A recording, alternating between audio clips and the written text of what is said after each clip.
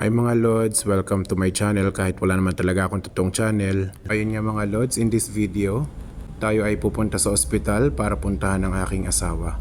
Medyo puyat pa ako dyan kaya medyo papungay ang mata. Ayan, binabaybay ko nga pala ang kahabaan ng EDSA dyan. Biro lang, sa probinsya po yan ng Nueva Ecija. Mahigit isang oras nga palang biyahe buhat sa aming bahay patungo sa ospital na aking pupuntahan. Ang likot ng aking mata kasi na-miss ko talaga tong lugar na to. Dito ako madalas dati magmotor nung nag-aaral pa ako. So yun nga guys, pakita ko sa inyo ang kalsada nang hindi puro mukha ko ang nakikita. Ayun na nga, dito tayo sa bypass. Bypass yan ng from dun sa San Leonardo papuntang Cabanatuan. Napakaganda ng daan dito, napakapatag. Pero some part may ginagawa pa din. Pero okay lang, di naman ako nagmamadali. Joyride lang tayo. Sarap mag-drive dito o napakalinis ang daan. Walang masyadong traffic kasi walang masyadong sasakyan kasi bypass nga ito. At dumating na nga ako sa ospital. Sa likod ng ospital ako dumaan.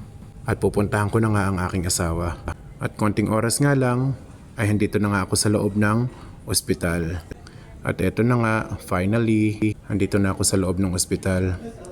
So hahanapin ko yung aking misis, pupuntahan ko sa loob.